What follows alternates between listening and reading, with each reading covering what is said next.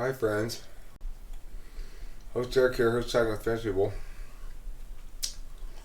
Did YouTube stop suppressing me? I mean, I'm not sure. For a long time I was stuck at 5,860 subscribers. And eventually after a long time of that, I just was like, okay, well, it's obviously pointless. I need to go onto a different channel because, I mean, obviously I have limited capacity to succeed in the channel if YouTube is suppressing me and not giving me any recommended videos. High benevolence, piscicorum. But here's the deal with that. So, lately, I'm making a change where, once again, my video, when I'm logged in to TWFP archives, TWFP videos now are recommended again. If I'm watching a TWFP video and I'm TWFP archives, the top 3 or 4 recommended videos are other TWFP videos. And in the last week or so, I've gone from 9,860, where I'd been stuck for literally months, to 5,910. So I've gained 50 subscribers. So I'm not sure if that means YouTube stopped suppressing me or not. The other interesting piece of analytics, though, is that the most successful video of mine, or one of the more successful ones since I made it, was this video called Don Knotts, A Sad Ending, that I made to copy this other video I saw that had a lot of views, and I didn't think it was very good. It was this lady made a video on Abbott and Costello saying that he had a sad ending, and I thought, wow, that's pretty poorly done, and it's got millions of views. So I was able to copy it. Well, I YouTube searched Don Adams last night for the first time, and my video is the second result for Don Adams. I was surprised at how high up that is, So Rachel and I are actually in the process of making another such video. I'll play you the audio we currently have on it right now.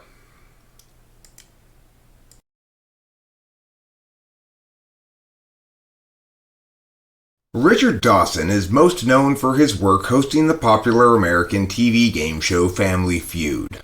But a quick review of Dawson's life reveals the man to be much more than your average game show host. Colin Lionel M. was born in England in 1932 to working-class parents. Though he began attending school in the late 30s, Colin's education was cut short by the onset of World War II, when he was sent to reside in the countryside, because the cities were being targeted by German bombs. School must not have suited young Colin much, because at age 14, when it was time to resume his studies, M ran away to join the British Merchant Navy.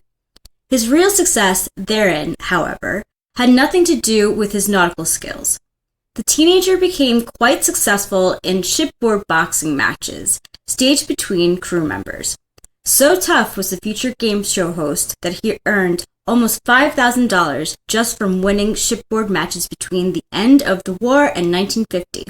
That's over $50,000 in today's money. But Dawson would prove quite the polymath. Not only did he punch people in the face effectively, he also made them laugh. Colin Lionel M. emerged from the Merchant Navy intent on comedy and took on the moniker Dickie Dawson. He landed a few radio appearances before his first real break, a role on the Benny Hill Show.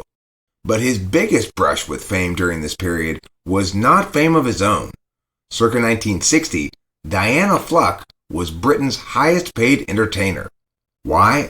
Because she was widely considered Britain's most knockout blonde bombshell, the English equivalent to Marilyn Monroe. Dawson, meanwhile, was a born hustler. He had begun his Dickie Dawson career by pretending to the producers that he was already a famous comedian. And when Diana Fluck asked him to manage an appearance on a Los Angeles talk show, Dickie pulled a similar trick. He presented himself as the longtime host of London's most successful talk show and indicated that he was unimpressed with the Los Angeles operation. Before long, the producers hired Dawson to host the show, and the bombshell sought services from Dawson of a much more sensual nature. Yep, Dickie had landed the supermodel. They married and moved to LA for his new job. 1963 was a good year for Dawson. He outgrew Dickie to become Richard and landed spots on high-profile shows including The Jack Benny Show and The Dick Van Dyke Show. But while the relationship may have been significant to the launching of his career, it also produced a great deal of scandal when the couple divorced in 1964. Among the accusations made by Diana were that Dawson threatened to beat the hell out of me, and that he made me a prisoner in my own home. The couple had 2 sons.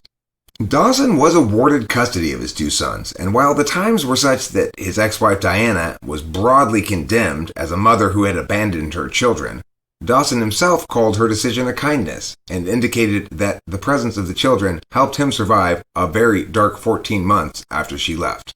1965 to 1971 saw Dawson cast in military roles. He parlayed a bit part in POW film King Rat into his first big TV gig as Corporal Peter Newkirk in the popular comedy Hogan's Heroes. Then, in 1968, Dawson played Private Hugh MacDonald in The Devil's Brigade. But Dawson seemed determined to be more than just a tough guy. He'd gone from boxer to comic in the 50s. Then the 70s saw Dawson's acting career mirror his early life, as he went from acting back to making people laugh.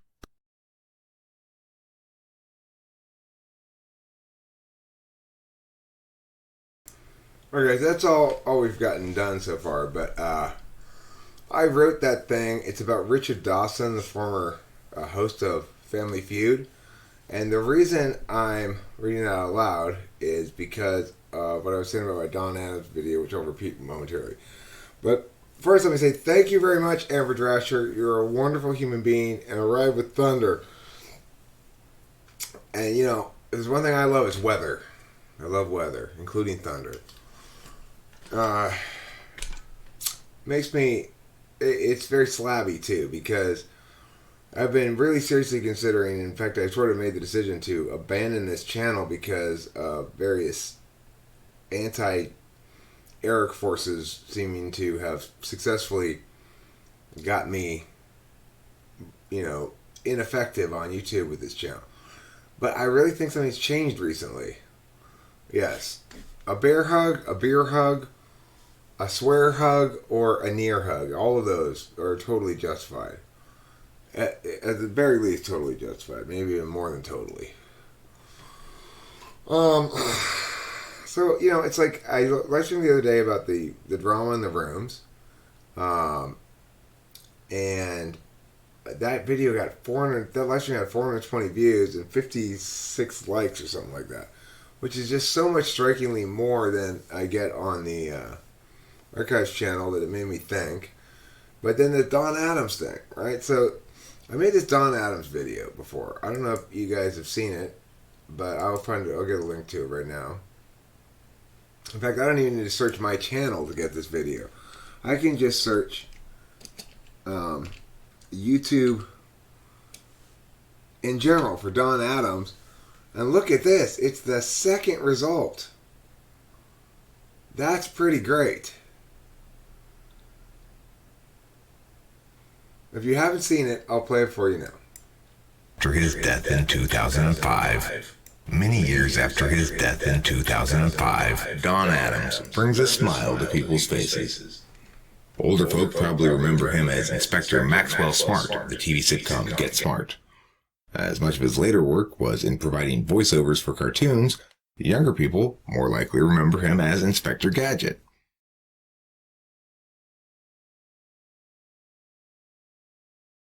Regardless, perhaps the most notable of Adams' qualities is that voice. It's a voice that sounds something like this. Talking with famous people. Don emerged from his mother Consuela on a blustery and inauspicious day in Manhattan in 1923.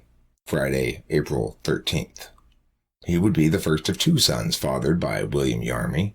Don's younger brother Dick would also attain success in comedy and acting, but unlike his older brother, Dick would retain the risible family name Yarmy. A Marine, Private First Class Yarmy fought at Guadalcanal, one of the bloodiest battles in the entire Pacific arena. He did see action briefly and was wounded. However, it was black water fever, a particularly virulent form of malaria, that found him evacuated to New Zealand, where it took him nearly a full year to recover. 2 years after the war, Don Yarmy married a singer and decided to take on his wife's last name, which was Adams. Well, it was her stage last name anyway. Their union produced 4 daughters in short order, each bedazzled with a C name: Caroline, Christine, Kathy, Cecilia. And this meant the need for a 5th C, Cash. Don bounced between comedy and variety gigs, always scrambling. At last, in 1954, Don performed a stand-up comedy routine on Arthur Godfrey's Talent Scouts, and he won. Now, before we close out the topic of oddly named children, it ought be noted that in 1977, Adams named yet another daughter Beige Dawn. Beige Dawn. Regardless, the 50s saw Adams work steadily on variety shows like The Tonight Show, but it was not until he adopted that oddly chopped-off Inspector Gadget voice that Adams's career really took off. Though not particularly fond of the voice himself, at the urging of his friend and writing partner Bill Dana, he began using it more. Soon enough, NBC cast Adams in the role that would define his career, Get Smart. This wacky sitcom borrowed heavily from Don's stand-up routine. Fitting, therefore, that he owned 1/3 of the show and earned healthy residuals throughout the 1970s, as Get Smart was very successful in syndication. Here's some dialogue from one of the episodes that typifies the spirit of the show, with the voices done by me for copyright reasons. At the moment, 7 Coast Guard cutters are converging on us. I find that hard to believe. Would you believe 6? I don't think so. How about 2 cops and a rowboat? Adams' career rekindled in the 1980s with copious work doing voiceovers for cartoons, most famously the aforementioned Inspector Gadget. The cartoon, though certainly inspired by Get Smart, took on a life of its own as the more cartoony possibilities of animation were explored in various show and movie incarnations from 1983 all the way until 2004. The sad ending of Don Adams. The truth is, Don Adams was an inveterate gambler and led a troubled personal life. In his later years, Don's family was rather scattered, 7 adult children and 3 failed marriages. Bill Dana, Don's longtime friend, came clean about the reality after Don's death. Quote, he could be very devoted to his family if you reminded him about it, but Don's whole life was focused around gambling. Unquote. His health declined as Don aged, and he suffered from a variety of afflictions, including cancer. But his son-in-law says that what really killed Don Adams was a broken heart when lung cancer claimed his 46-year-old non-smoking daughter. Jim Beaver, the son-in-law in question, noted, my wife, Cicely, his 4th daughter, died last year. That was devastating. After that, he seemed to take a turn for the worse. Unquote. And so it came to be that when the sun rose on September 26, 2005, for the first time in 82 years, Don Yarmy Adams missed it by that much. Talking with famous people.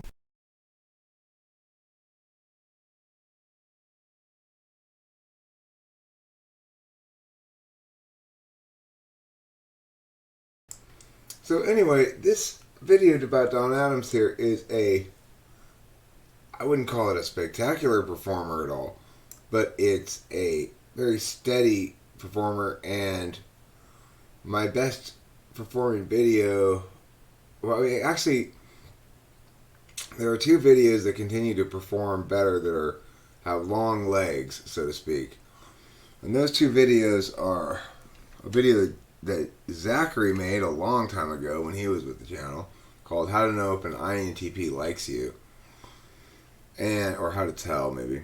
And then the other one that's quite successful still is Asshole's Guide. The Asshole's Guide to 16 Personality Types is still quite successful. So, that Don Adams video, it was an experiment to see if I could successfully imitate the slabs are shifting tonight. The slabs are shifting. They are, I tell you. You can hear the squeak of them as they shift through the universe.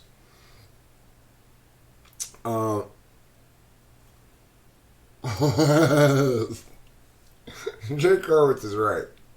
Don Adams had cancer and a broken heart, but what really killed him was COVID-19.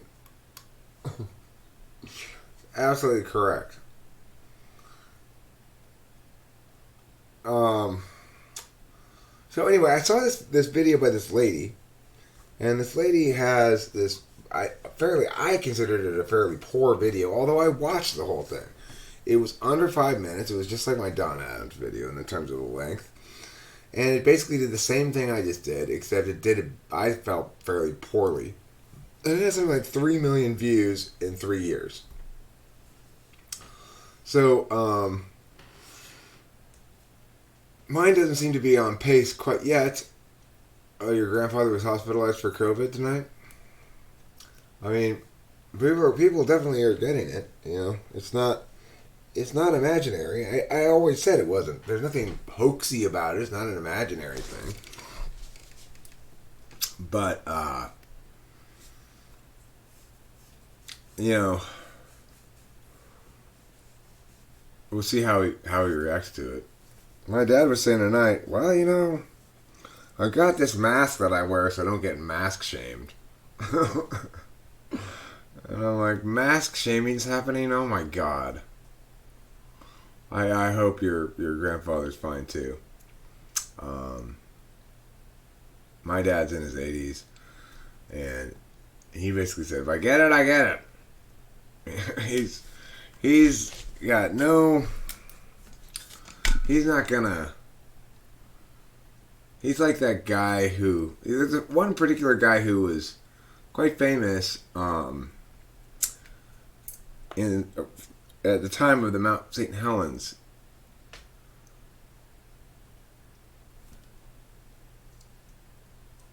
If he had double pneumonia and sepsis last week, yeah, it's probably his time. There's a guy named Harry Truman, no relation to the president, Harry Truman, and he lived in Mount St. Helens, and he lived there was a lake at the bottom of Mount St. Helens, or near Mount St. Helens. I forget what it's called, Silver Lake, I think. He had a cabin that he lived at for his whole life, or for his whole adult life. A long time he lived there in this cabin at Silver Lake. And they evacuated everybody, and he's like, you know, I've lived through everything Mount St. Helens has had to throw at me for this many years. The blizzard of Manannan, the blizzard of Manannan. I ain't going nowhere. And he was a bit of a pop culture phenomenon back at the time of Mount St. Helens eruption, which I think was 81. He was a bit of a folk hero around the country because of his stance on staying there in his home and not being evacuated, whether they required them to or not. You know, they said it's a mandatory evacuation. You have to leave. He says, you can say it's mandatory if you want, but I ain't going nowhere. You know, it's like that kind of thing, right? And so he received a bit of a folk hero's reception by the national audience that was getting all this news coverage from Washington State as Mount St. Helens had begun bellowing ash and stuff, and otherwise looking like it's going to erupt. Well, of course it did erupt, and Harry Truman and his cabin were buried in lava. You know, or pyroclastic flow, or whatever you want to call it. So, I don't know what the moral of that story is. So it shows you that you can't reliably go, it happens, it happens, and expect everything to be fine. That's not always the case, as was the case with Harry Truman. On the other hand, to me, COVID seems like quite a long distance, quite another, what do you call it, like level of severity away from volcano erupting on you. It doesn't seem like nearly as bad. If I get COVID, I get COVID. If it kills me, I'll be surprised. My dad thinks he's already had it, and so do I, and so does Rachel. But I guess there's no way to know that. My neighbor, who's a sheriff, sergeant for the sheriff department or something. I don't know. Who's John Powers? I don't know who John Powers is.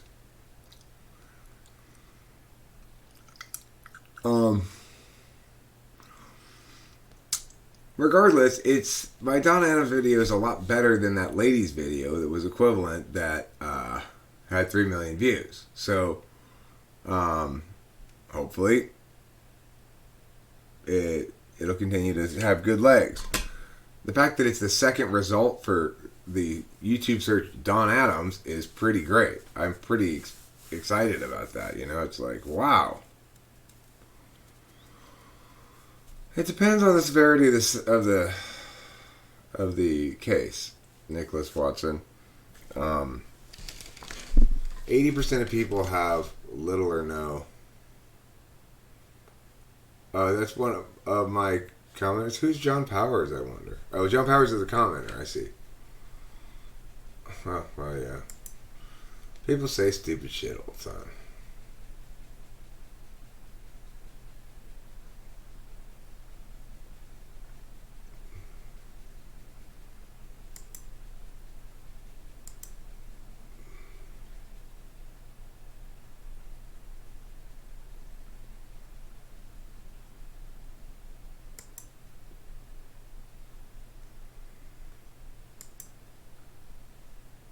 What is this thing? Kenny is gone. D, a man beat up a girl. He made sure I would catch it. And what? What the hell kind of a...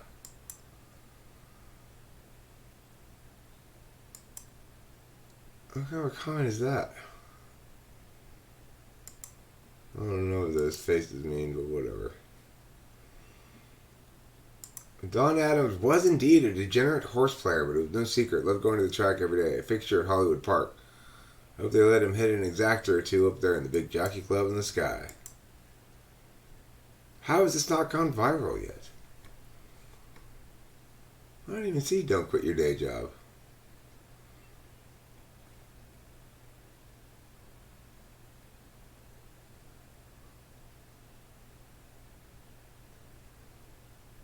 So anyway, I'm doing the same thing for Richard Dawkins. There's a little bit more of an interesting character actually than Don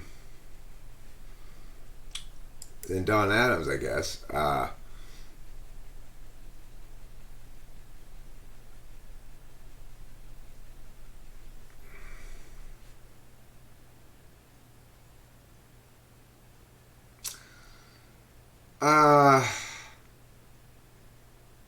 I don't know, actually, what I think about that. I don't know the mechanics of it well enough to deny that's how it works. It might work like that. I don't know. I'd have to ask somebody who knows the mechanics of virus infection or virus spreading, things like that, better than I do. Bill Walton. You know I do not like you, Bill Walton. That's the one advantage of this whole thing, is that you are not talking on TV. Well, I transubstantiate this bomber for Rampart Rasher, who well deserves it as always. I transubstantiate thee.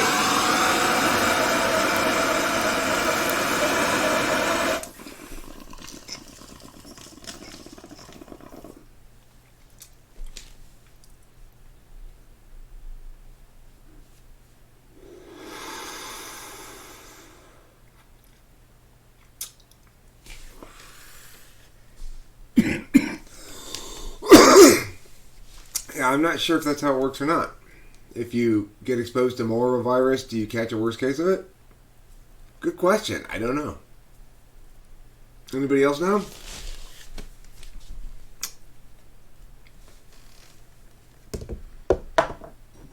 I can tell you where I felt pretty damn educated was in my argument with the psychiatrist today. I gotta tell you, that was so satisfying. It's going straight into my ego spank bank. It was one of the more satisfying arguments I've ever had in my life, frankly. It was so juicy. Is the screen black? You don't have a picture of me? You don't see my beautiful face? Do you see this? Hey, hi Nicholas. It's me. Eric. You see me? Do you see me? Do you see me? Can you see me? At all? Amber gonna carve up the court on old Billy. Yeah.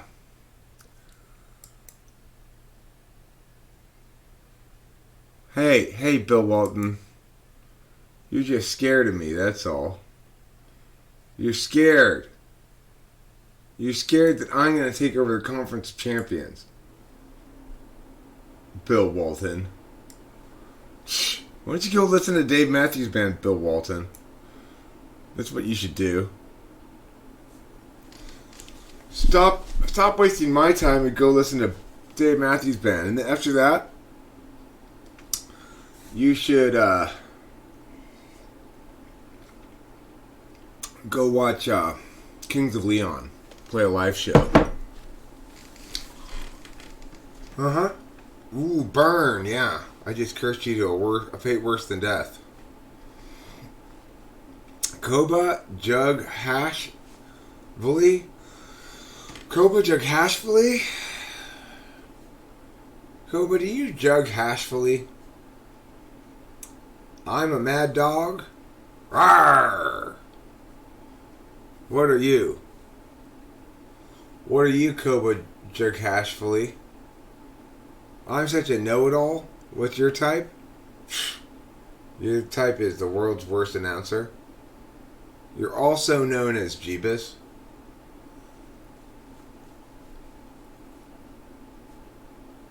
That's Jeebus, by the way. He thinks I don't know, but I do. I know a Jeebus when I see one. I wasn't born yesterday. It's Stalin's name? Koba Jug Hashvili? Really? That's interesting. That's Stalin's birth name or what?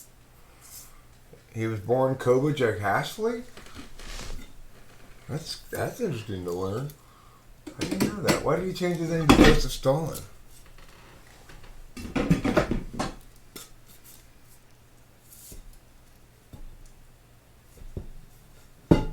And I hadn't figured out his Jeebus the first time he walked in here as Bill T. Walton. I knew immediately it was Jeebus. That's not Matthew Alistair. Is it? Really? Yeah. Koba was Joe Stalin's nickname? You know INFJ. Bill Walton. Jug Hashvili was his real last name. Why did he change it to Stalin from Jug Hashvili?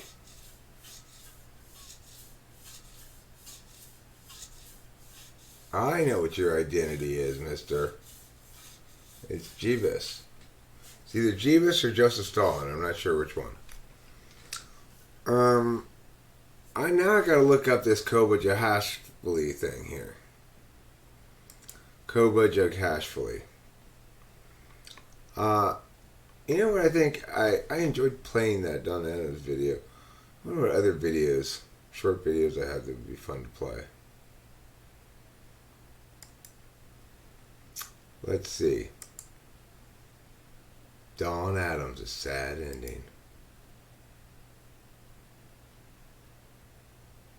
And then.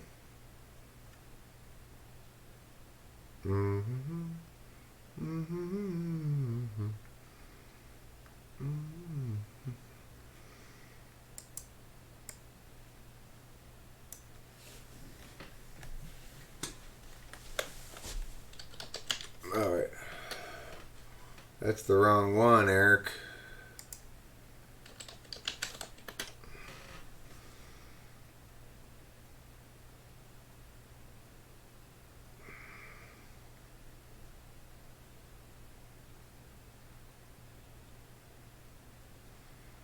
Breakout. What's this? I remember the concept.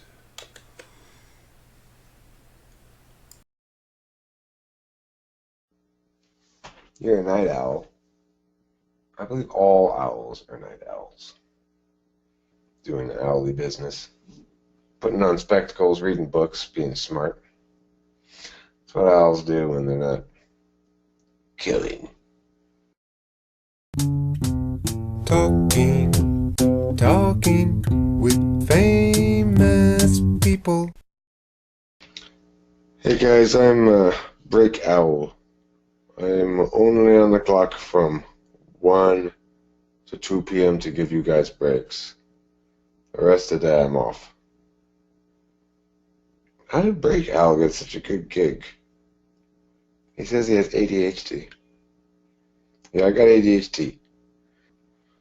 I gotta go home and take some speed. Alright, Break Owl. Will you be able to make it tomorrow to work?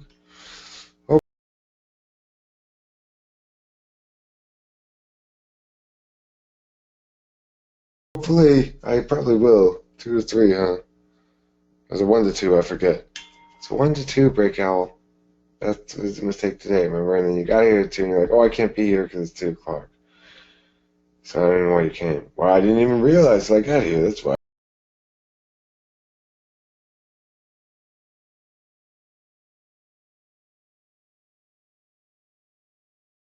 Okay, well, that's what we're asking. Are you going to be here tomorrow? Yeah, I'll be here. What time? Freaking, what was it, 2 to 3 or something? 1 to 2, Break Owl. 1 to 2. Okay, I'll be here. 1 to 2. That's 13 to 14, military time. That's right. Okay. We'll see you tomorrow. The next day. Break Owl. It's 9 in the morning. Yeah, I just want to stop by and say 2 to 3 doesn't work for me today. Break Owl. It's 1 to 2.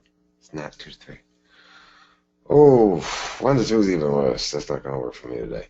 Listen, I could do it right now for half the time. I could do a half hour if you want. Want me to do a half hour right now? I got breakfast today at 9:30, but Break Out. We just got here. We don't need a break yet. Okay, well, if you don't want a break today, I guess that's fine. Let me know. Give me a call tomorrow if you want a break, okay?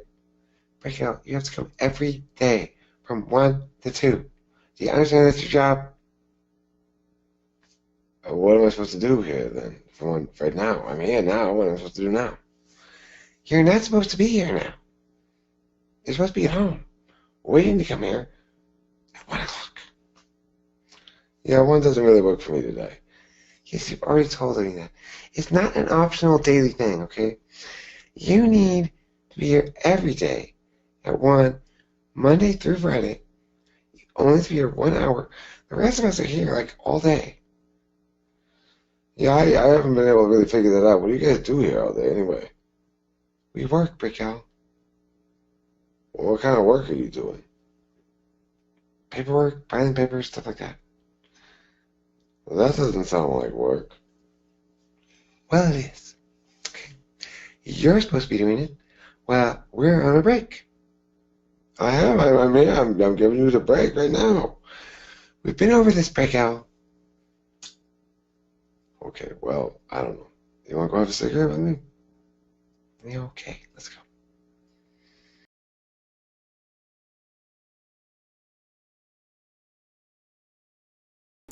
So the thing is, this is me sitting in this room by myself because I don't know, it's probably the middle of the night or something, and just making shit up, you know. What? Audio bit rate? What's wrong with my audio bit rate? Is there something wrong with my audio bit rate? Audio bit rate, audio, yeah. Is there something wrong with my audio bit rate?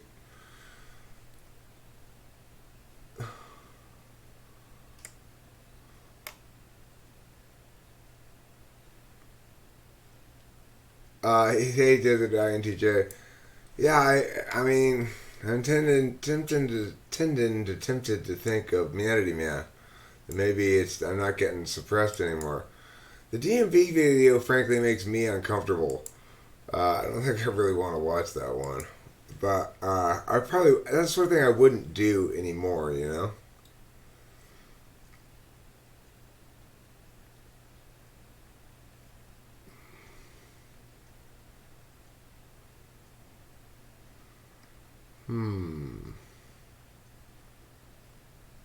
Let's see. Of course, this is a pretty good video here if you haven't seen it. Um,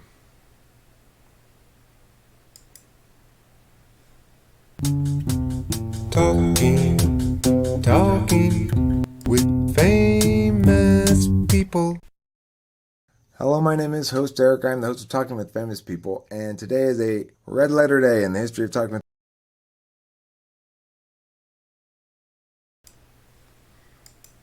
I don't know what's going on here with that taking time like that thing. I think it's too much strain on the computer or something, maybe, because it's not the internet that's doing that. I don't know what that is.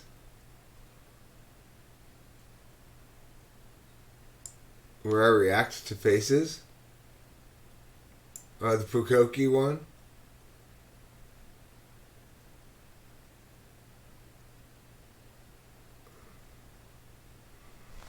Oh yeah, it might be a crapshoot. I'm fine with a crapshoot. I mean, I don't know right now. It's so hard to make any determinations about what to do with YouTube that have any kind of NI resonance for me in the moment. But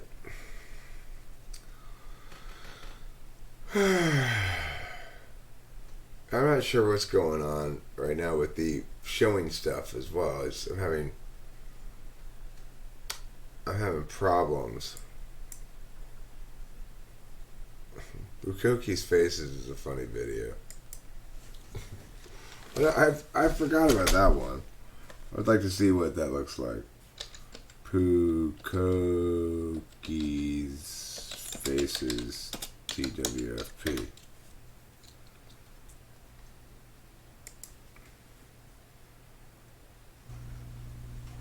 Hi friends, host Eric here, host Talking with Famous People. I wanted to let you know that March Madness, the March part of it refers to the rhythm of it, which is in 2 rather than 4 or 3. So in case you're thinking, hey, it's not March anymore, that's not what the March meant in that ever. So anyway, we're back. We've got an exciting game tonight between a couple of YouTubers who go by the name of Pukoki and ago, not as active like me, but active like an INFJ. So looking at her front page.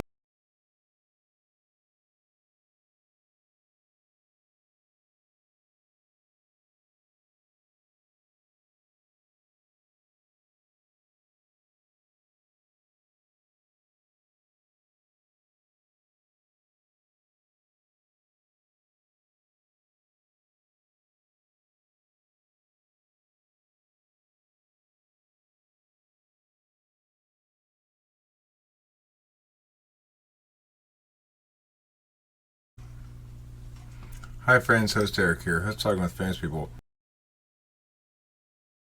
This picture makes you look like you're just like, oh my god, can this idiot actually exist? That's the expression on your face in that one. And this one, oh, wistful yesterday. That's what that facial expression says. This facial expression says, as if I would never go out with you. This facial expression says, could I have one of those cupcakes? This facial expression says, you'll be lucky if you're alive in the morning. This facial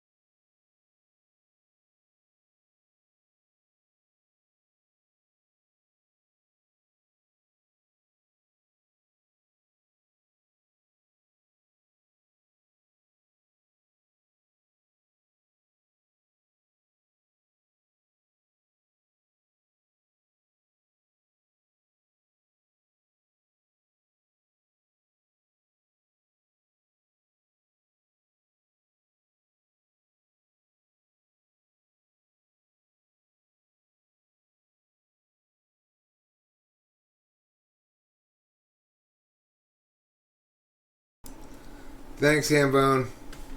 Thank you for the heads up. I was indeed muted. I was muted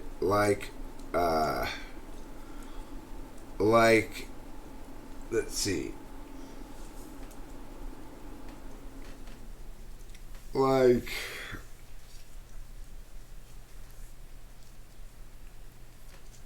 a vote count that's disputed. Indeed, dispute my vote count. Dispute it hard. Well, I do. I actually have an app called, well, I mean, you know, I do an okay job of that. I have an app called Driver Update Pro or something that updates my drivers, which has been great. It was recommended by a TWFP community person who's a tech guy for me. He recommended it, and I've been happy with that. That's helped, but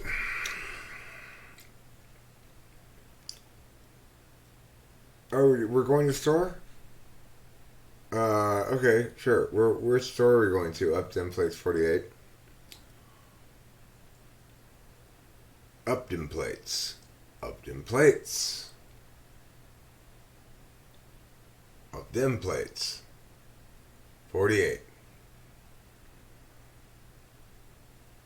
Is it up them plates? Or is it up dim plates? Or is it up dim plates? 48.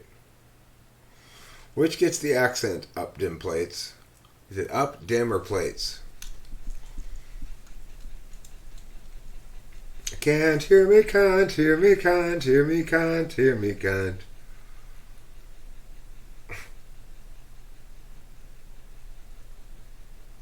Oh. We're going to the store today, you coming with us, was a quote. Oh. Oh, you mean one time I went to the store? I've had some store videos. Some of them better than others. Oh, my bad, Octavio. You're right to shame me. You are right to shame me. How foolish of me. I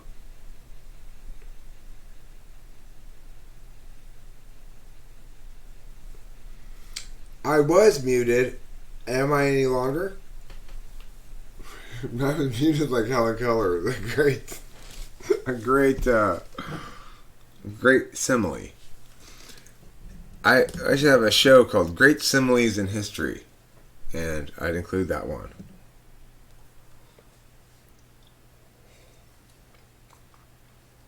Muted like Helen Keller, cold as a witch's tit. A classic, great simile of history.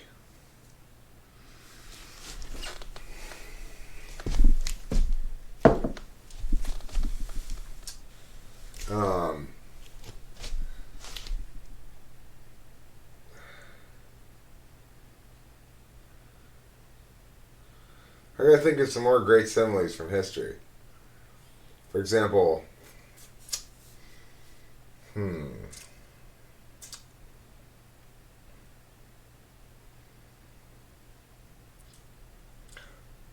cook him up like he was muted like a throat cancer survivor. You mean he was made to sound like a bad guy on Battlestar Galactica? Running out one of them things, the meaning like that. Yes, I got one of those things that made me talk like this. He was muted like the valedictorian who trashed the school at graduation. Muted like a 12-year-old trying to be edgy for a week.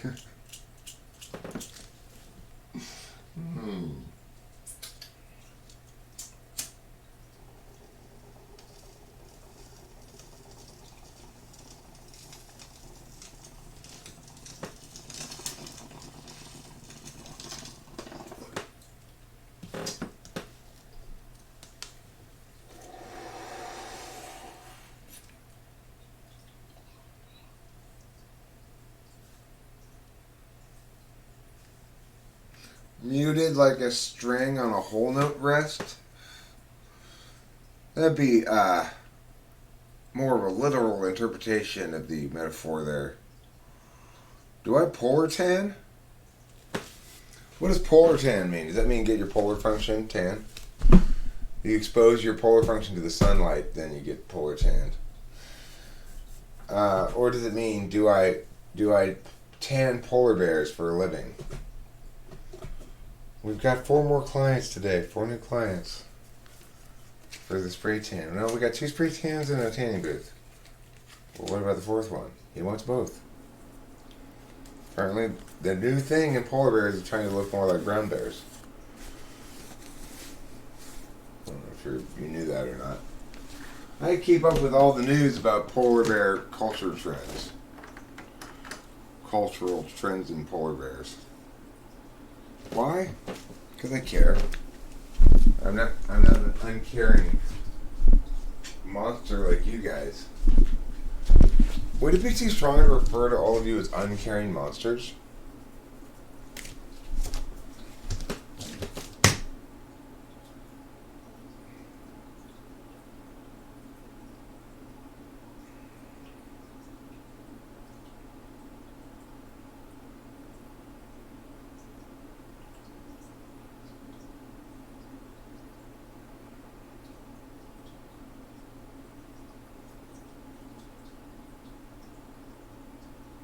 I have the worst thing in history.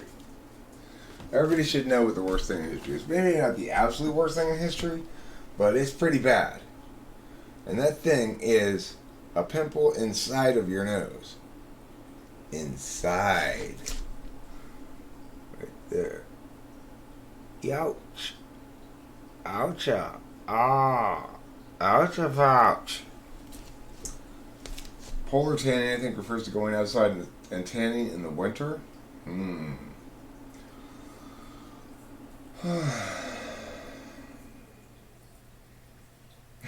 Uncaring monster in the INTJ description. No, I don't think of INTJs as uncaring monsters. I think of inside the nose pimples as uncaring monsters. Let's see.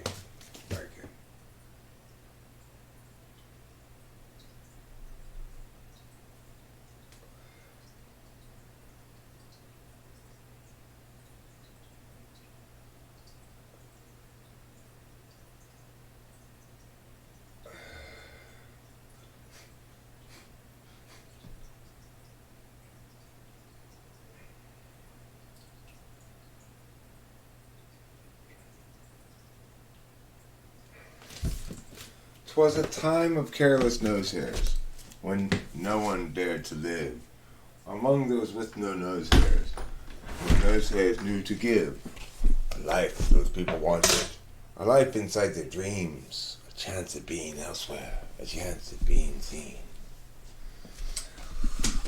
The Ballad of the Nose Hairs.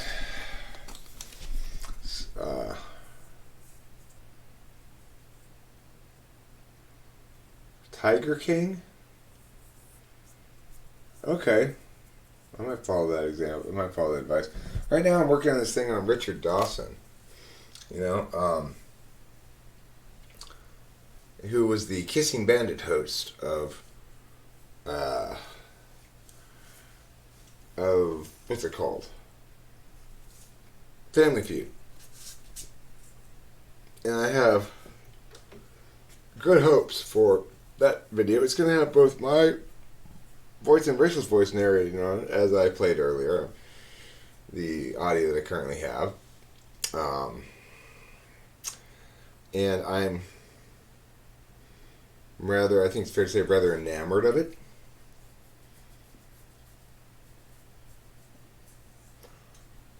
I mean, it just seems like YouTube.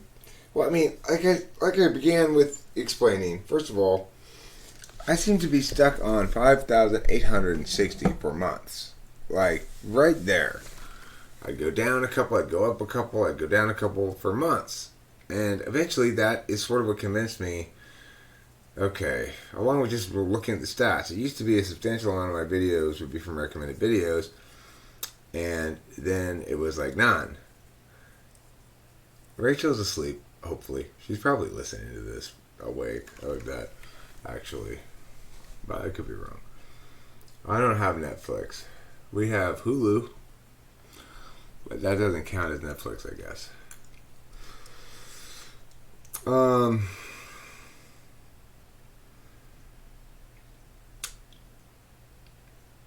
Anyway, we've got a lot of things that are sort of in line project-wise that are hopefully going to begin a program of maximizing results. And I feel pretty confident. Talking to Rachel today, I was like, I just sort of realized that I've always felt confident about my ability to make good videos, or videos that were examples of other people's kinds of videos, the kinds of videos that people are successful with, but do them better, that genre of video better than they do it. I've always felt confident in my ability to do that. Whether it's true or not, I never really tested, and it's certainly something that it's a very outcome-oriented approach, but I like all of the videos that I write the scripts for ahead of time. Well, it depends on the nature of the subject. When it's not too TI dense, they tend to do pretty well. I should take advantage of that. I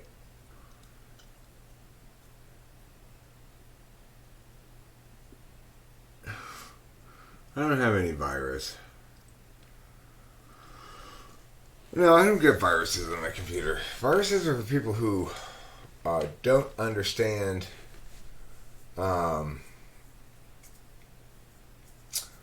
computers very well. What phone do I have? I got a Samsung. I don't know which one it is. It's pretty good. It's a pretty good phone. Like, it's got a pretty good camera on it. I don't usually use it to take videos very much, but it's better than just eating poo all the time. It's better than a flip phone. Better than a flip phone and better than your mom's face. I'm kind of clicky. I mean, I'm moving windows around too much, or what?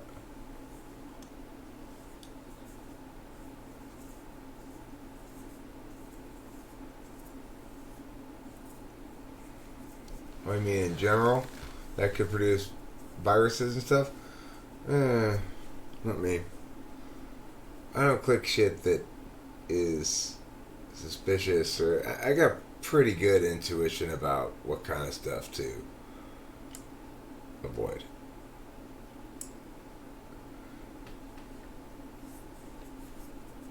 Well, TI, I mean, to say that it's unoriginal in thinking is, I guess, correct, but it's because it's like saying, so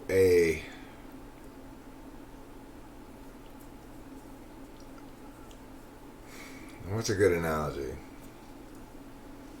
I mean, look, the point about TI is not supposed to be a creative function. It's a judging function, deliberation function. So it doesn't make new things. It passes judgment on the defensibility of statements, basically. TI is defensible or indefensible. That's the best way to put it. If I can defend my words,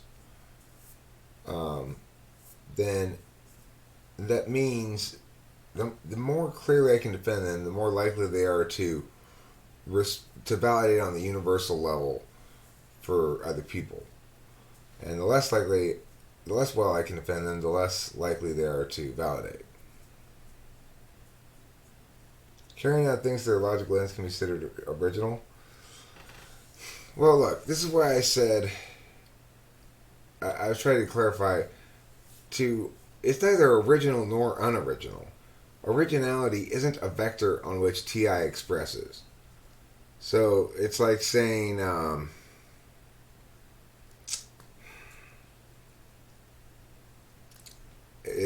is his intelligence heavy or light? It's a category area. It has no... Intelligence doesn't have weight.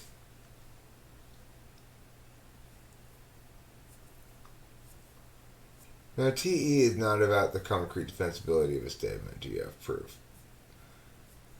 TE... First of all, an individual's TE is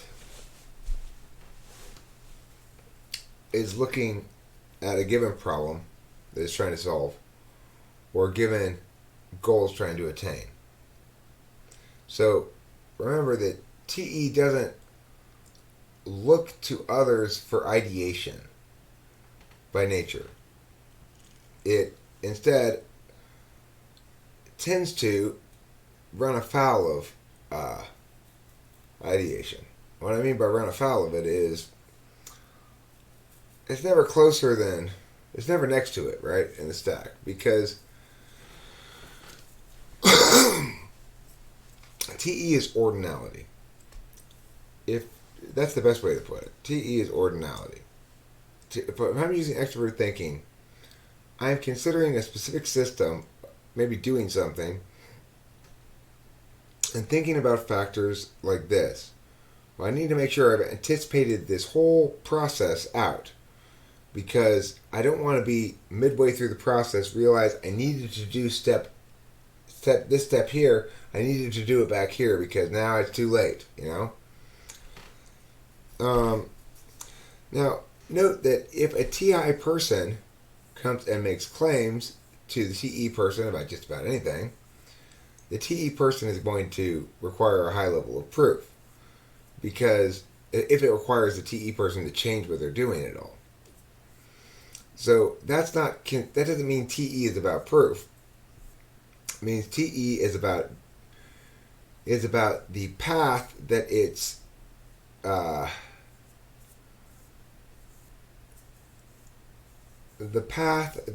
taking.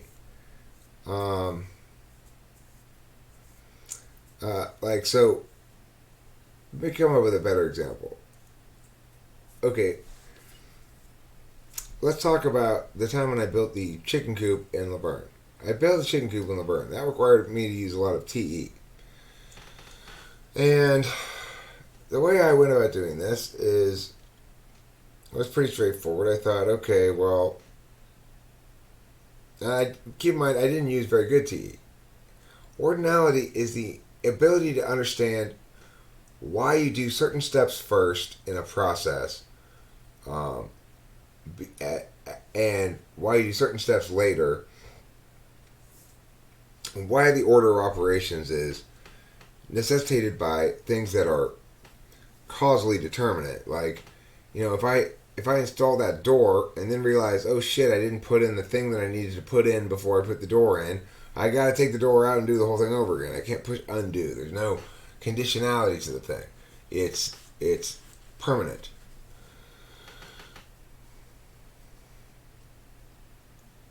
I mean, the thing, yeah.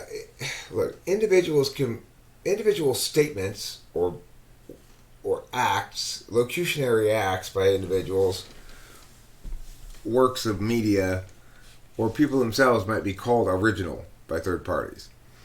But that may, in fact, that those descriptors may correlate more strongly with some things than others. But ultimately, it's also true that I would say that any validates on novelty.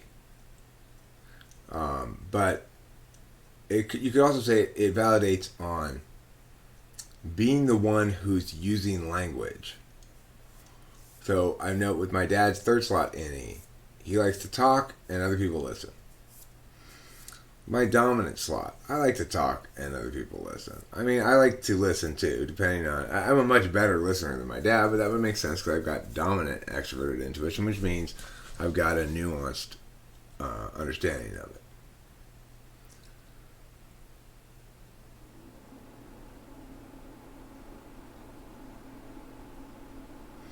Okay, well, okay, so look at that. Octavio Silva, it's true that TE users will prefer to go for the symbols that are the symbols of things rather than the things themselves. The reason for that being that what the TE user is not habituated to doing is determining the legitimacy of things themselves. So when the TE user seeks data or information, which they plan to use as to nail down a bunch of things that they can keep as solid assumptions, TE user wants to know what they can assume is going to be the same, so that they can make ordinality decisions without anything in the status quo changing that would disrupt their ordinality process. So what that means is that, for example, if I'm a TE user, I don't want to think out myself whether Eric's right or somebody else is right. So I'm going to make some sort of holistic... I don't want to think out for myself in the same way that Eric does to figure out cognitive functions and be right about them. I'm likely to present ideas and go, well, I'm presenting it all for public consumption so that everybody can think about it themselves and draw their own conclusions. Well, TE users don't want to think about it themselves and draw their own conclusions. That's not how they roll. TE users want to determine who's the expert, figure out what their conclusions are, and then learn the legitimate thing rather than figure out which thing is legitimate. So what happens is they develop these heuristics instead of deciding who's right by thinking about it. They use something else. They either look at the symbols of competency, which is to say degrees, things like that, or they'll look at FE, they'll look at maybe the individual symbols of competency, like how they present. One thing that's a huge impact on presenting legitimacy that sells both TE people and FE people, at least potentially, is we call being articulate or verbosity or sounding smart. Sounding smart helps. People tend to take you more seriously when you sound smart. And of course, winning all the arguments helps.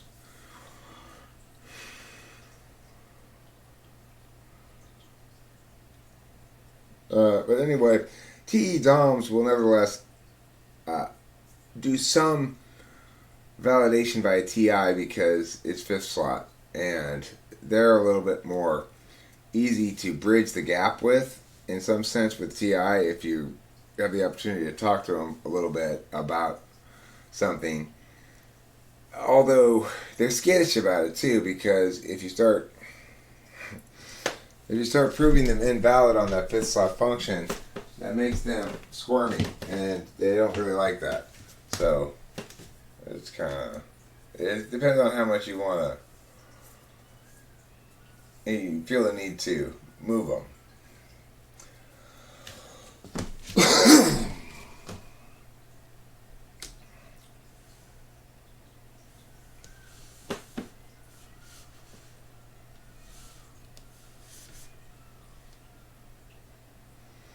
Yeah, TE users are not the ones who feel any need to be right or win arguments, especially. I think that's an FE quality that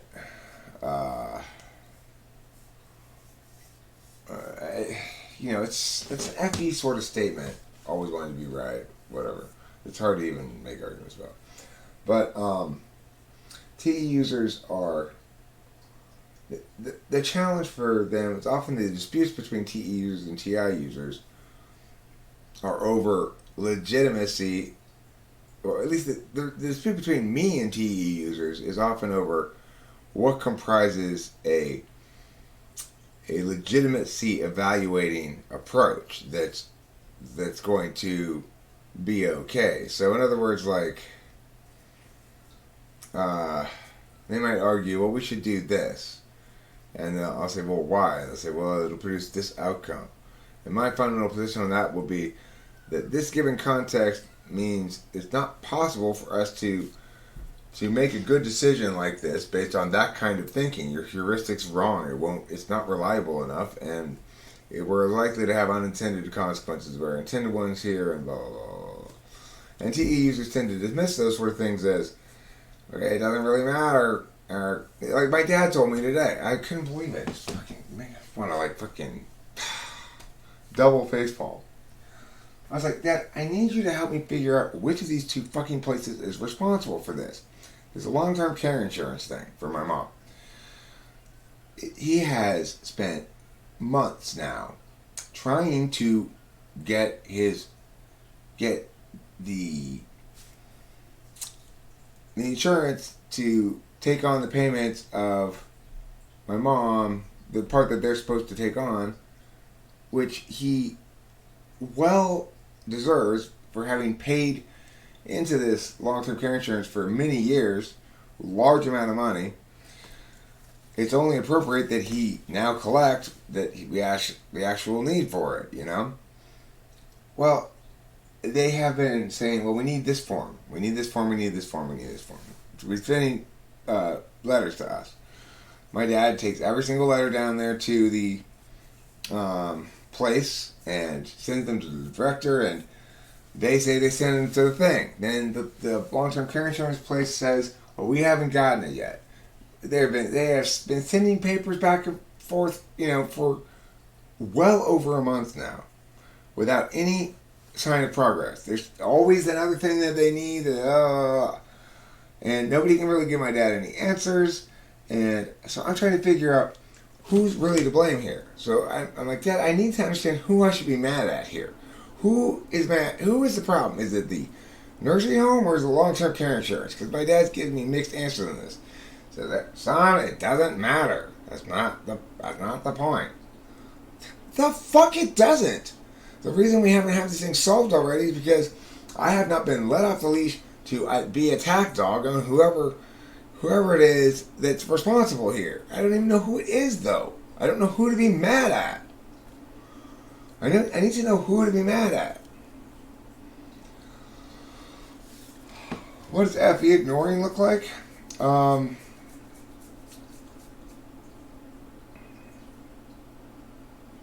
It's more like, it's not like you actually are unaware of it. It's more like a steadfast refusal to operate under that frame. And as a consequence, you have a tendency to sometimes not notice obvious shit about it too.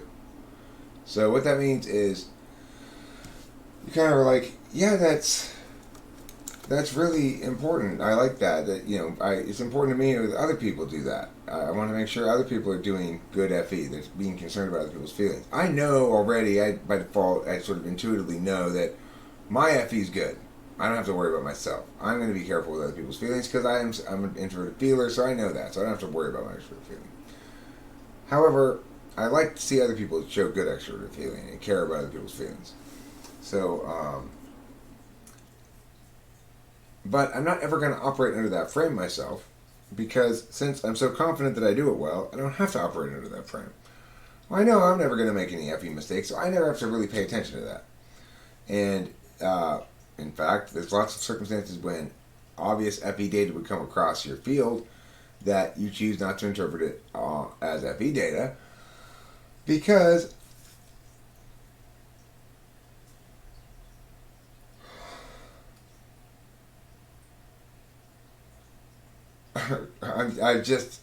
my mind broke reading I say thee nays sentence. An argument that is undefended and fails has not been tested. How does it fail? An argument that is undefended and fails has not been tested. Oh, I see what you're saying. So, if I defeat an argument that's undefended, then the argument I defeated has not been tested. Okay, well, that's true in the sense that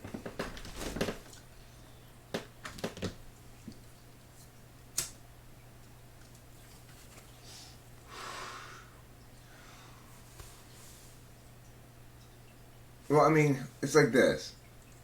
I've been arguing against the publicly made arguments in favor of the COVID-19. I've done quite a thorough testing of them and found them to fall short on all significant metrics. I put it out there many times for others to come back and argue against me, and many people have. So I guess it's been defended then at that point. But not every single point I've made has been responded to, but they're still right by default until they're beaten, And they do have to enter it into combat for sure. You're right about that. I like that sentence. It's a weird one.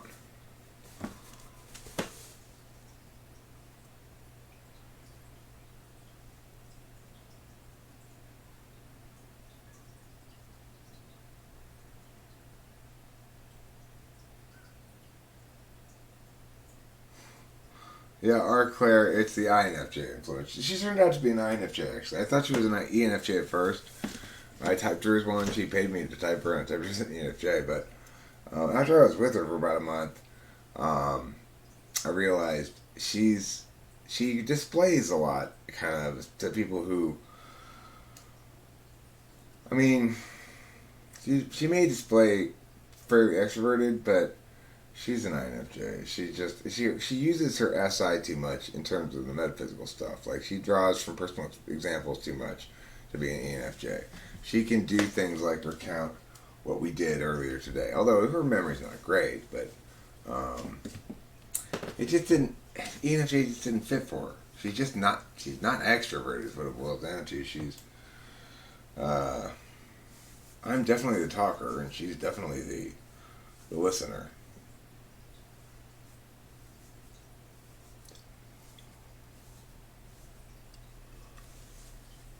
The thing is, I wasn't looking for an INFJ. I didn't come into this relationship wanting to be with an INFJ or something. I was excited to be with an ENFJ. I thought this will be great. This will be fun. I'll be with a type I've never been with before, and we'll see how this goes. I was a little worried because I was like, God damn it. I had my qualms about ENFJ. Like, I don't think they really settle down into relationships, really, as a general rule. But it just became...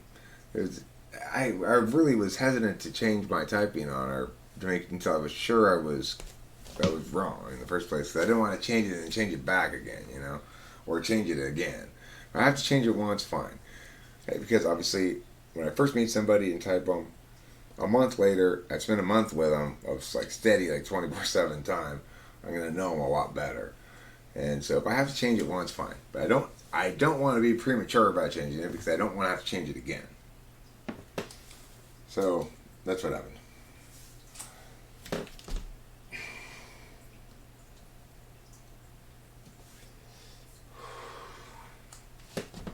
But thank you for noticing about the vibe being different. A million times better. A million times better than it was before. I'm super happy now, and I have a really healthy, happy relationship where we love each other and treat each other kindly. How would ENFJ ENTP relation be different? I don't really know. I really don't, because I've never been with one. But I would say the textbook answer of caution would be two extroverts both take turns sacrificing some of their extroversion in a healthy extrovert relationship. And that doesn't really happen. That need to take turns sacrificing doesn't happen with an introvert extrovert relationship. That's one area of concern that I would say just for any extrovert relationship. The way is NI really introverted though? Yeah, it is. Because, and here's why, up dim plates. Because knowledge functions occur on what you call the metaphysical internal field. It's a receipt of information. You receive it either from your intuition inside of your thinking and stuff, or you receive it from your memories, or you receive a link to something external. So I could sit with my eyes closed and have some NI without noting anything external new, with just existing things in my head. I could do the same thing with my memories. I can receive those pieces of information from inside of me and review them inside of me without ever linking them to anything external. However, much of the time that I'm actually using introverted sensing or introverted intuition, I'm receiving information about stuff that's external to me. At least I am that way, because I'm externally focused by nature with my extroverted intuition. I'm looking for things to extrovertedly intuit about. And what does it mean to extrovertedly intuit? Well, it means to create new meaning about things outside of you, or about objects, and that its destination ultimately is intended to be on the external metaphysical field, where it means that a human being has to move through 4 different fields. Their internal physical field is your body and how it feels in the moment, and whether or not you are in pain or comfortable or whatever. You're thirsty or hungry, you have to pee, that kind of stuff. It's also your memories, your impressions of your previous experiences. So that's one field. Now, also in the internal physical field is where you put introverted feeling. It's kind of the way that your body and animal self respond to changes in meaning or changes in realities that link to your attachment to things. So, even though feelings seem kind of like a metaphysical function, their proper place is on the internal metaphysical field, an internal physical field with the same as SI. They're both physical internal functions. SE and TE are ways of interfacing with the external physical field and of acting upon the external physical field. The interface function, I'm still trying to figure out some things about it. I was prompted the other day to return to the question of the put, get, receive information. So I'm trying to create a simulatable understanding of cognitive functions, where I could describe exactly how the overly simplified but representative mechanics of the thing would work, and see if it in fact does produce something like human behavior. So in order to do that, we need to describe the information flow of the thing. Data moves either external from you, internal to you, or within you, contained. But there's additionally another end user, right? So sometimes the thing you're getting information from is not concurrently getting information from you. That'd be FE. Huh.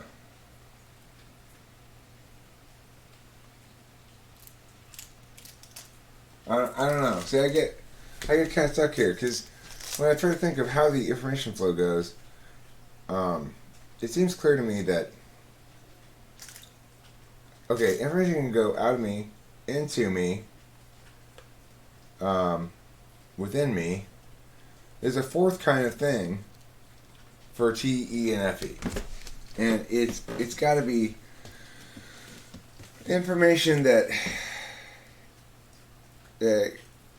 requires more responsiveness or something. I'm not sure how to get that thing all figured out. I need someone else's help, basically. I've kind of, it starts getting into complicated mechanics, because I'm pretty sure the way it works is each of the functions shuts down awareness of the agent or object or subject perspective on one or more of the fields, in order to enable the ones it's attending to. It suppresses the other things that are nearby. I have a general idea of how I think the mechanics work, but it's too TI heavy for me to figure out. Seriously, I'd have to sit down with paper and pen and let shit, and it'd be so hard, and it's just like, ugh, I fucking hate this. Eric's a Virgo? I'm not a Virgo. I'm a Taurus. I'm Toronto.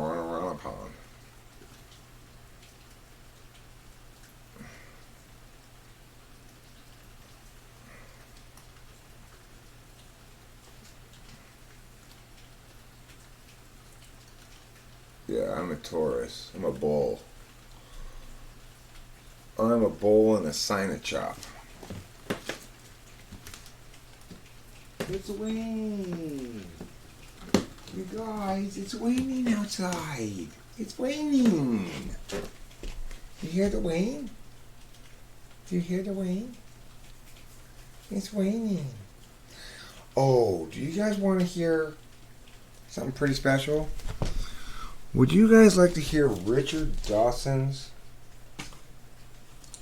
1968, the B-side to his 1968 psychedelic single, a song entitled Apples and Oranges? Would you like to hear that? I think you would. Okay? So, now remember, please, friends, please remember this with your remembering bones. This is classic Family Feud host Richard Dawson's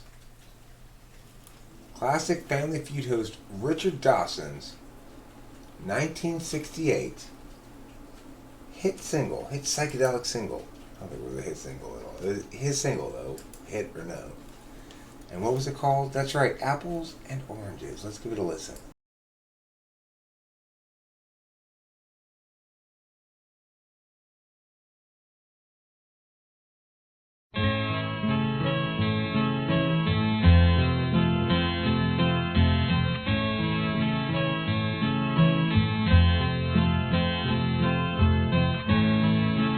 Apples and oranges apples and oranges high in the tree. Oh, pick some for me. Apples and oranges. Apples, oranges, orange and red, hang high overhead, so high and so far, far away, far from the blood, so far from the guns and the dark red mud. Apples, oranges, apples, oranges, reach high above and pick them, my love.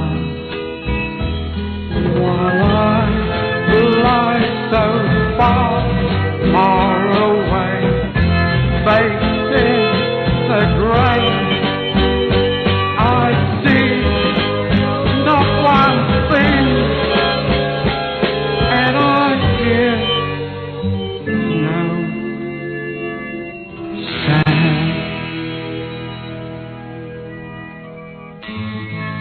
Apple and oranges, apples and oranges, orange and red, alive overhead.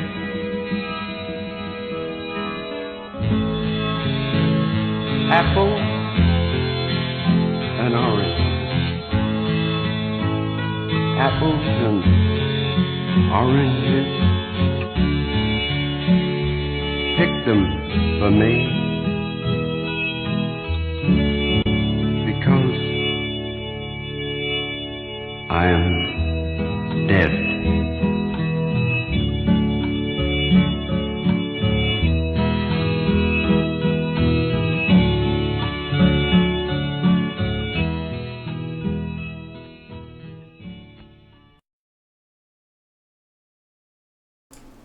Classic.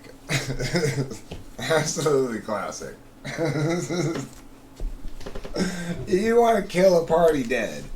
Let me tell you something. If you got a rager going on, you want everybody to go home, all you gotta do is put on apples and oranges and blast that shit. What time is it? Oh, it's only 2:15, mister. Night, Octavia Silva. Dream of apples and oranges, okay? And of getting a big kiss from Richard Dawson.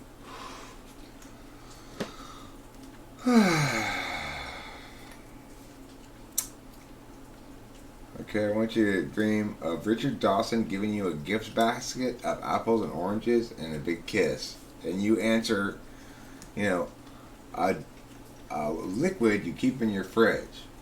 And you put the button and you say, apple juice? And he goes, number one answer. And then he goes, it's your turn again, right away. And you kick the thing again, you go, oranges? Orange is number two answer. And then he gives you a big kiss and you make out. That's your dream tonight, okay? Dream a little dream for me.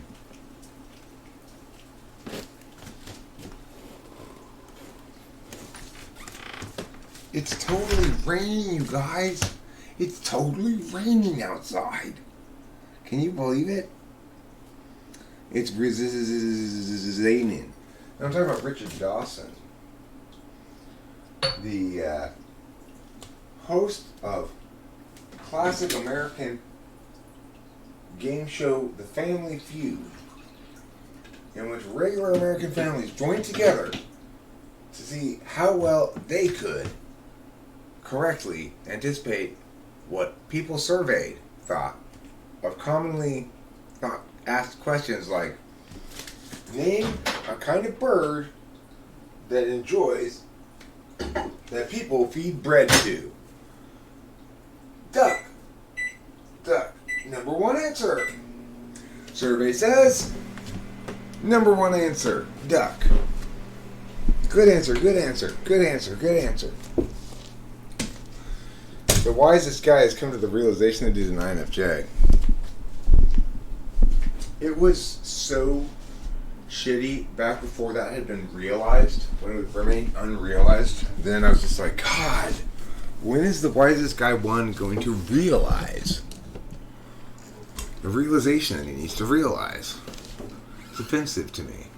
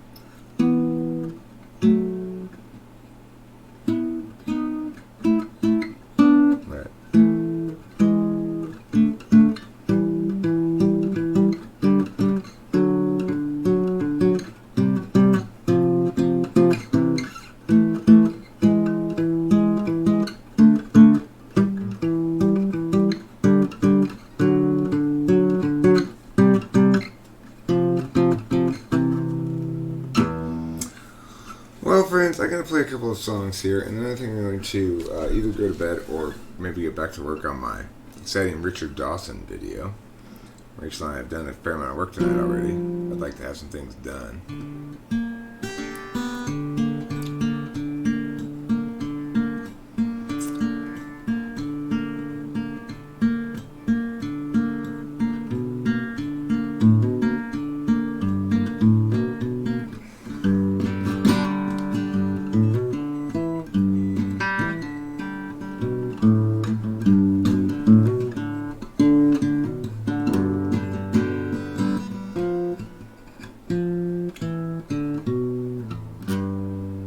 Okay, let me play a song on the guitar after I get my coffee, or else the microwave will keep beeping at me. Beeping at me incessantly with its beepage.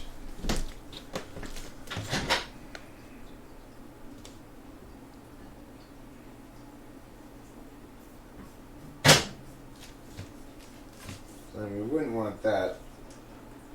I wouldn't want to deafen you with incessant beepage. Don't deafen us with beepage. Don't deafen us all the time. Don't deafen us with beepage. Don't deafen us with your rhyme. Don't deafen us with beepage. Don't deafen us, you can't. Don't deafen us and never let us. Oh, don't deafen us and I. Stop deafening me constantly. We evolved eyebrows, we evolved thumbs after Twiddle. We evolved so many crazy cool things. I wonder why we evolved them all. I'm sure there's a perfectly logical reason. Perfectly logical reason why we evolved everything. We're constantly evolving. I haven't stopped evolving since 1982. Before that, I had stopped evolving briefly.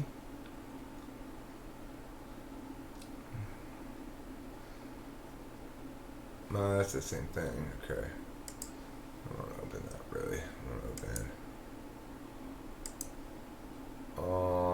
pajamas?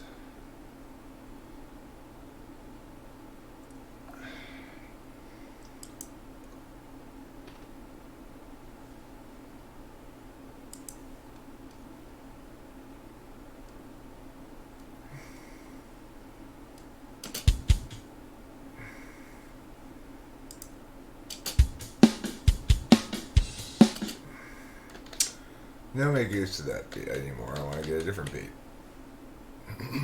Let me get one.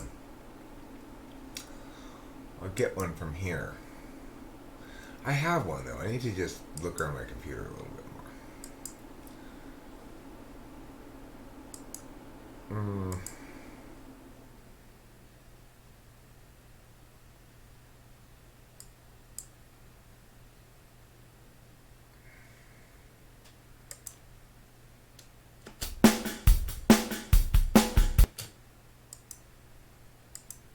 I don't know, but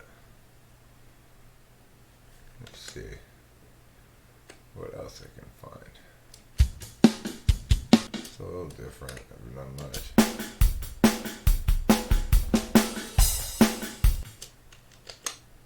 Oh, just this one.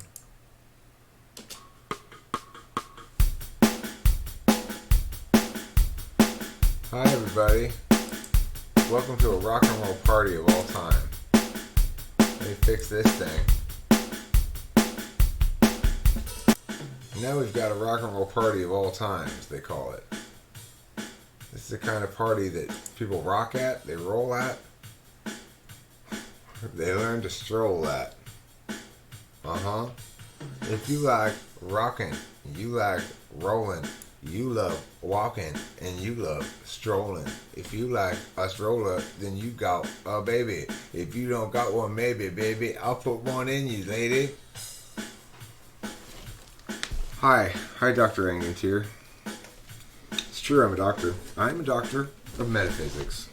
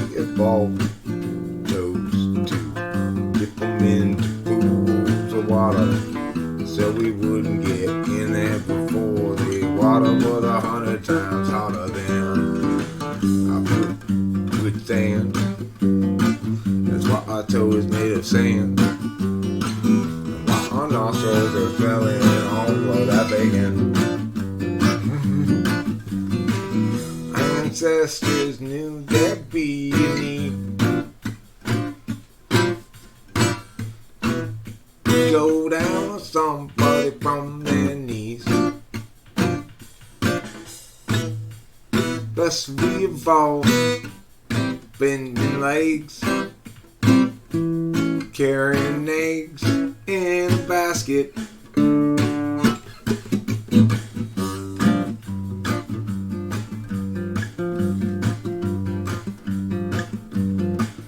We evolve fingers and toenails, so the Filipino ladies would have something to do when their mini mall sales. We evolved nostrils to wake up and smell the bacon. Anal passages so we can smuggle shanks into prison. We evolved jungle camo and 47 AKs. That's a cool beat. I'm happy with that beat. Reminds me of friendliness, sadness, happiness, regret, courage, persistence, disillusionment, and that's about it. That's not drones, Eric. Come on now. You know better than that. Open. Open from where? Let's see. What's the poppet?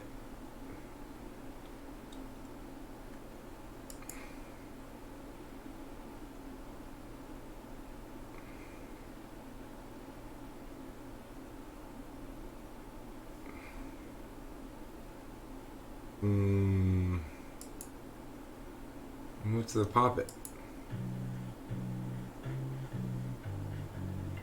Once upon a time, a long time ago, I was a little kid walking out in the snow. that's If there that. wasn't no snow here in Southern California to walk. Okay.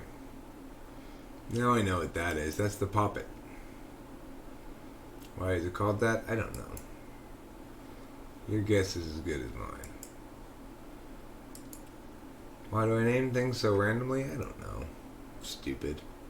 Sometimes I do, sometimes I don't. That thing was the Sunco beat?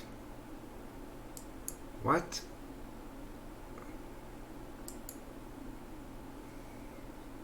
That thing with the Sunco beat. I don't know what that is. I don't know what that means. That thing with the Sunco beat.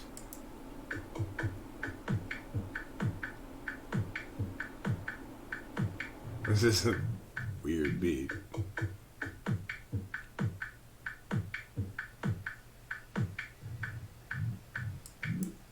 I don't know if that's gonna work, Eric. The Sunco beat. My goodness. Okay, let's see what else we got here.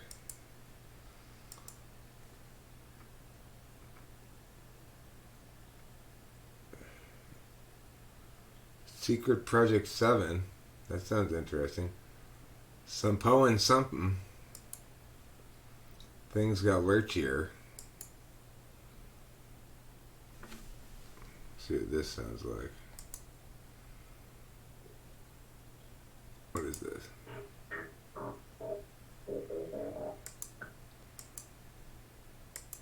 What is this? No, you and I were meant to.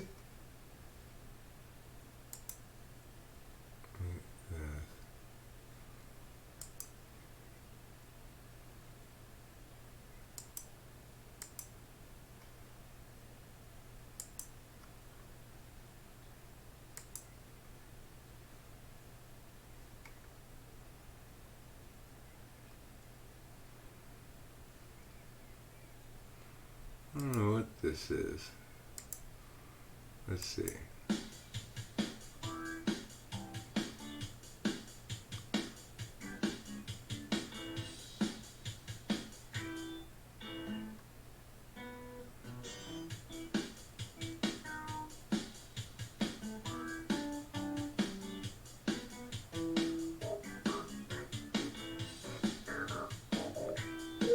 Well, this is that thing.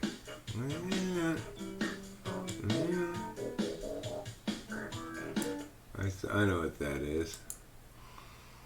Okay. I don't need to listen to that. I want... Where's this?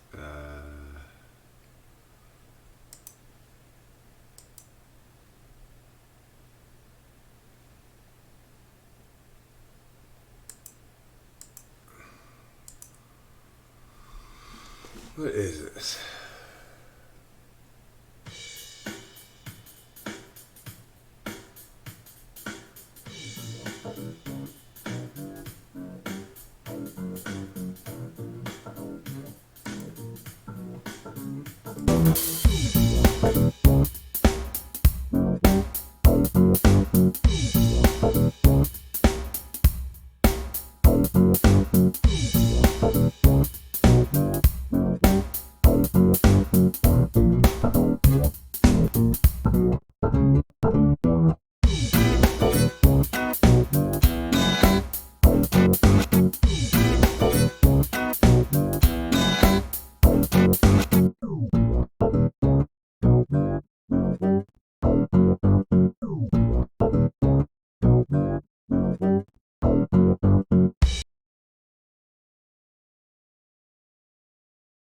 Wake up!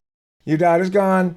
You and mom had her in the perfect con. For that fateful dawn when you woke up to find that your daughter's gone. Wake up! Your daughter's gone. You and mom had her in the perfect con. You had your pawn before that fateful dawn when you woke up to find your daughter's gone. You pruned her being with aplomb, helped her to see how she was always wrong. Worked so hard on fixing her up, mixing her stuff, making her truth tough. You call that love? Well, that's what I call rough. You'll never deem her ever quite good enough. I know you're not surprised by this stuff, cause you'll never deem her ever quite good enough. Chumps, haters, fake-ass alligators, act like a dinosaur, scare us, roar, roar, roar. Hire a detective, find out more. Grade your daughter's days so before you can leverage her forevermore. Threats kept story so well capped, oh snap. Thought you had produced that crap, had your kids' free will, now well tapped. Forced into sluices, squeezed out the oily juices. But the mammal you had beaten, dad, turned up still well uneaten, kid. And now wore a suit of bitter skin, knew the way in winter when the snow fell down like dew made into ice.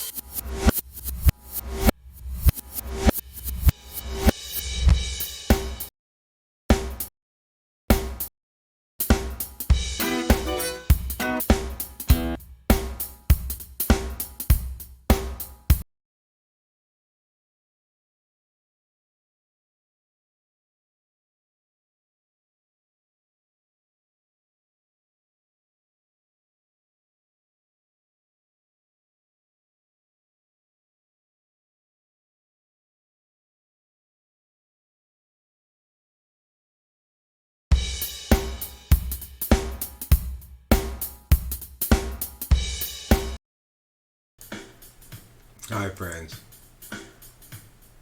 I'm me, and I'm here. I see what's been clear the whole time.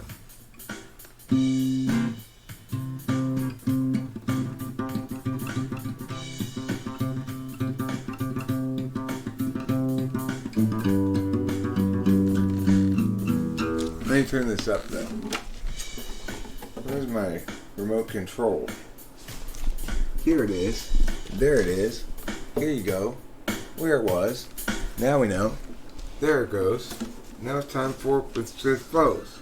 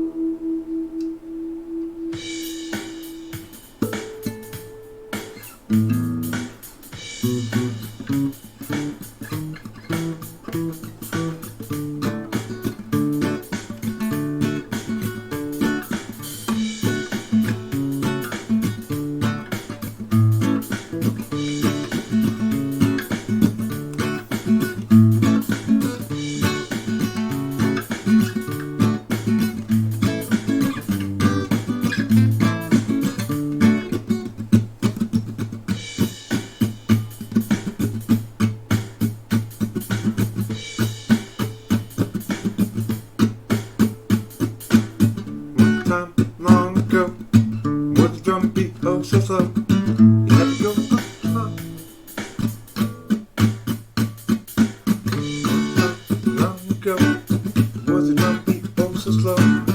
Had to play it super fast in order to see that cash. You want to be that thing. Why didn't you drop the ring? Nothing you wanted then. All you had to was say when it.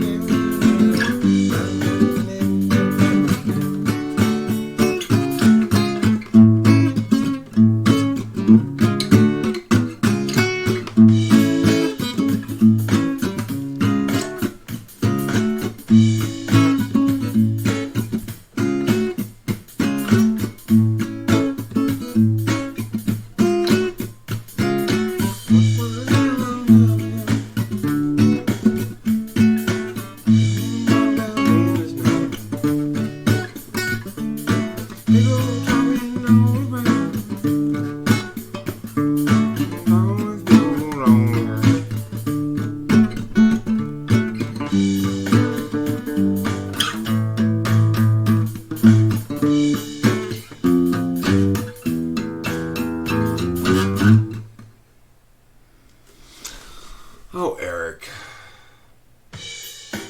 Isn't it time to stop fucking around in life? Isn't it time for you to just stop fucking around? Haven't you done that enough already? Aren't you tired of failing constantly?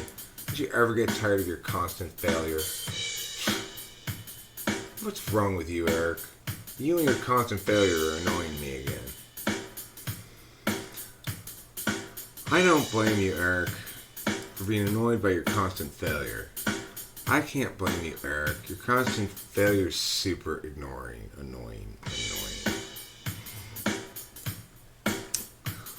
Yeah, nobody can blame me for being super annoyed at my failure. Constant failure is annoying.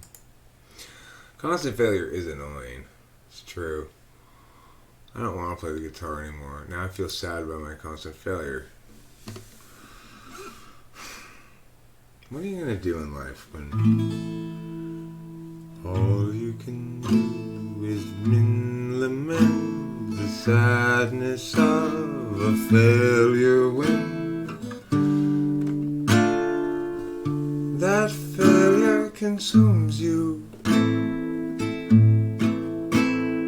All you'll hope is that the dopey, misbehaving, misbelieving thoughts that led you once astray will eventually be banished someday. But don't you ever doubt, failure lurks just about the corner.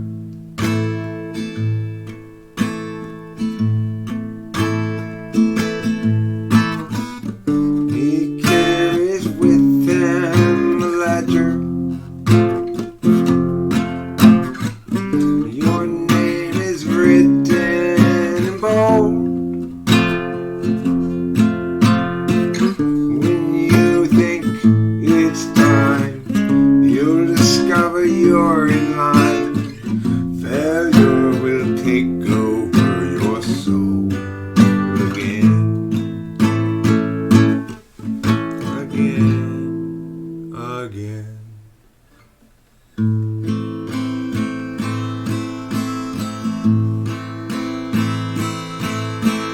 Good afternoon, Eric. Calm inside. There's somebody whom I would like you to get to know a whole lot better. His name is Captain Failure, Mr. Bad Weather. Failure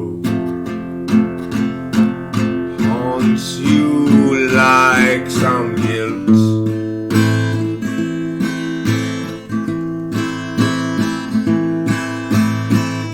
Over mysterious and hidden crimes buried in the silt of history.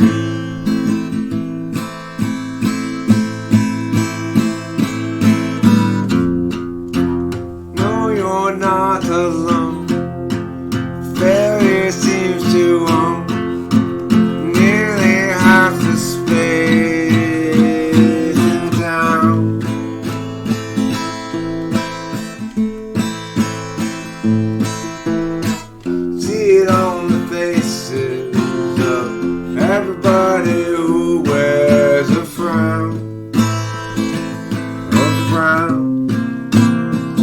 Oh, frown. Don't come to town unless you're prepared to fail again.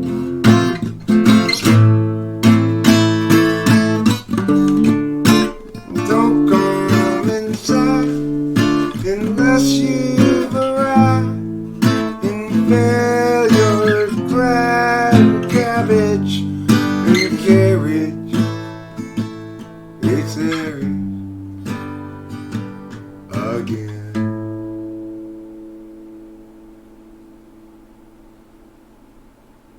There. That's better than my previous failure.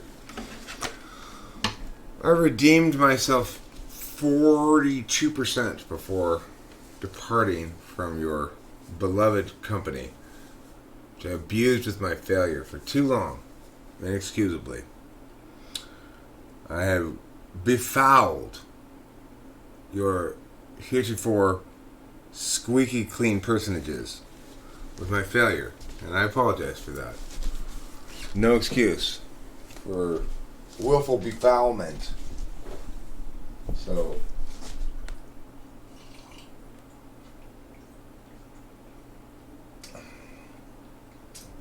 I evolved a scrotum to keep my balls inside.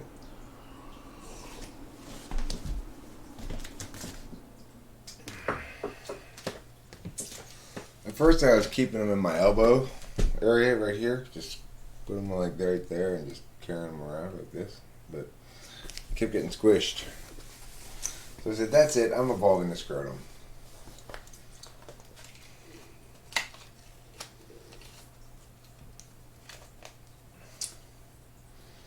Oh, my constant failure. It'd be a great title for a one-act play by me. Oh, my constant failure. A one-woman play by Eric Strauss. Hello, I'm Eric Strauss, and I am the author of this one-woman play. You may look at me and say, Eric, you're not a woman. And I say, oh, you're right. There, now you're confused.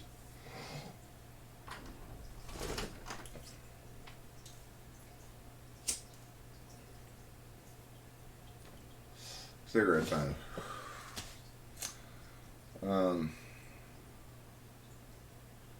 Yeah. This is the last dying gasp of the slow stream. Last cigarette of it. I'm missing you already. I'm already nostalgic for the time we've had here tonight. Thinking back on it, going, God, those were good times. I miss those people. I hated it when Hambone went to bed. It was the worst. Thank God Bacon stuck around.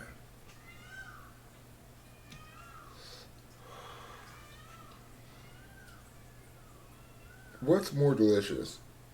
Tootsie Pops or gummy bears? The moment I'm digging on the bears and their gum-related sweetness. It's a good idea too. I like that bacon. Right now I'm nostalgic, but in a little while I'm going to be double nostalgic. I'm going to have the nostalgia for the thing itself, then I have the nostalgia for the nostalgia. It's what you'd call a nostalgia bunching bottleneck. Mm-hmm. That's the peacocks. Why are they crowing in the middle of the night? They just do sometimes. Ooh, I feel a big poop coming on.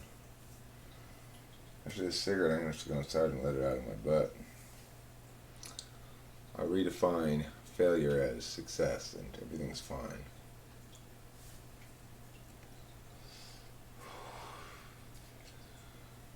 Oh yeah, that's a big one. It's brewing. It's brewing like a pot of coffee. Ooh-wee. It's the size of your head, Bacon. This poop I got in me is the size of your head. Come out like...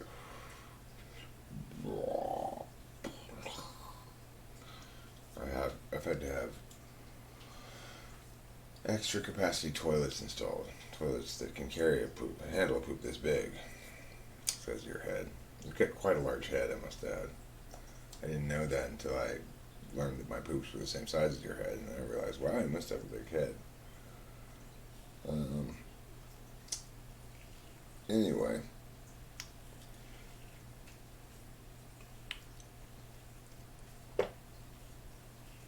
Incidentally, Angantyre's poop is the size of my head. So, you know, it's a small world, right? Oh, it's so settling down there. My water broke.